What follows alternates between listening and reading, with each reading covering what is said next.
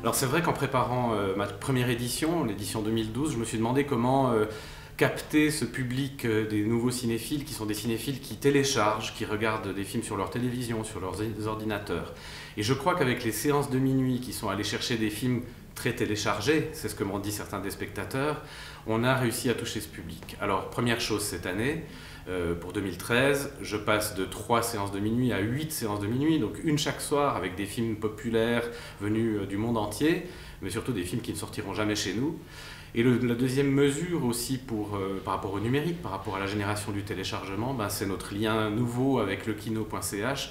Et je suis tellement content que Lekino puisse passer des films qui ont été primés ou qui ont marqué les éditions précédentes du FIF. Pour moi, c'est quelque chose de tout à fait nouveau, y compris le fait de pouvoir prolonger une section, cinéma de genre, les films de sport, en mettant des films en plus sur Internet. Et je pense que c'est la première fois que ça se fait en Suisse. Il y a encore 20 ans, les films pouvaient sortir d'abord à Genève, et puis Lausanne, ou Zurich et Bâle, et puis ensuite partir dans les petites villes sur plusieurs semaines, voire plusieurs mois, s'ils étaient bons. Le bouche à oreille faisait quelque chose. Aujourd'hui, les studios, les grandes productions ont tellement peur de perdre de l'argent, surtout l'argent qu'elles dépensent pour le marketing, qu'elles sortent les films partout en même temps. Ça veut dire qu'il n'y a plus de place. Moi, je ne trouve pas normal que le dernier James Bond soit sorti sur 1/3 des écrans suisses. Je pense que là, il y a un problème politique quand même par rapport à la diversité, un contrôle. On est quasiment dans une situation de monopole. Je trouve qu'il faut vraiment avoir un courage incroyable pour être un distributeur indépendant de nos jours. Qu'est-ce qu'on peut faire? On peut les soutenir en faisant des festivals, des bons festivals, beaucoup de festivals. Et puis on peut les soutenir aussi avec des initiatives comme Lekino, qui permet de justement montrer des films qui n'ont quasiment aucune chance de distribution.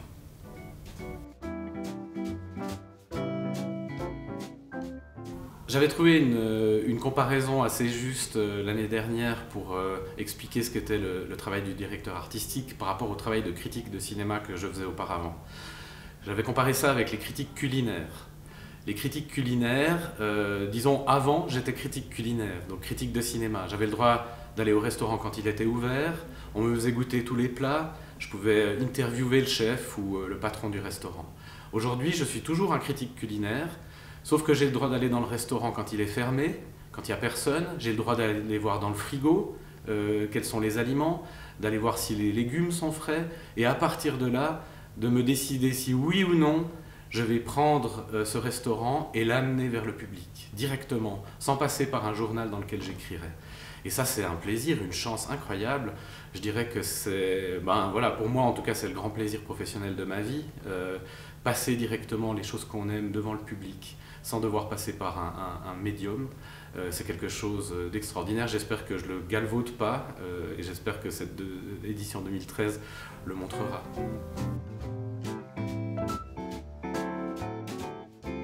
En fait, je pratique déjà un sport de haut niveau. Je regarde 2500 films par année. Donc, c'est un sport qui demande quand même pas mal de concentration, surtout intellectuelle, on est d'accord, mais on dit bien que les échecs sont un sport, non?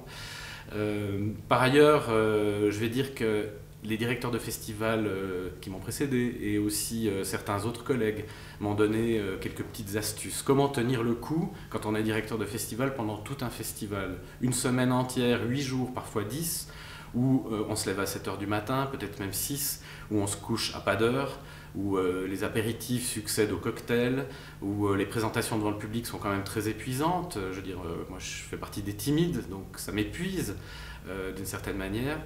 Le truc, c'est que un mois avant le début du festival, c'est plus une goutte d'alcool, 30 minutes de sport par jour pour tenir le coup. Donc sportif de compétition, en fait, c'est le marathon en fait, que je prépare chaque année maintenant et qui dure 8 jours et qui s'appelle le Festival international de films de Fribourg.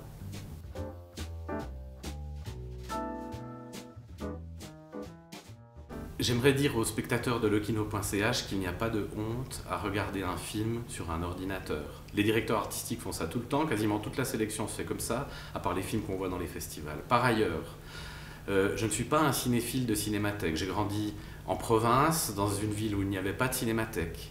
Ma cinéphilie s'est construite avec des films que je voyais au cinéma. C'était dans le Jura suisse, donc j'allais à Belfort en France, j'allais à Bâle, j'allais à Bienne, j'allais aussi dans les quelques cinémas qu'il y avait dans mon canton. Mais j'ai aussi découvert beaucoup le cinéma par la cassette VHS, parce que oui, je suis de cette génération-là, et aussi par la télévision. Et je pense que le cinéma peut se découvrir par tous les moyens possibles. Moi, je ne suis pas du tout à dire qu'un film est complètement dénaturé à partir du moment où il passe sur un écran de télévision, surtout, ou sur un ordinateur, surtout que ces écrans sont parfois excellents maintenant. Parfois même, on voit les films dans des conditions meilleures que dans certains cinémas où il y a un entracte et où on entend le bruit du popcorn et les gens qui discutent et les téléphones portables qui ne s'éteignent pas. Donc je vous dis bravo de regarder aussi des films sur lekino.ch, surtout que ces films-là, eh bien, vous ne les verriez pas autrement, parce qu'il y a ce problème de diversité dans la distribution en Suisse, et que cette expérience fait que chaque film que vous louez, eh bien, une grande partie de cet argent, contrairement à ce qui se passe dans les salles de cinéma, part directement à la production et aux créateurs, et c'est pour ça que je soutiens à fond cette initiative et je suis très heureux d'y participer. Donc bienvenue aussi dans la page du FIF.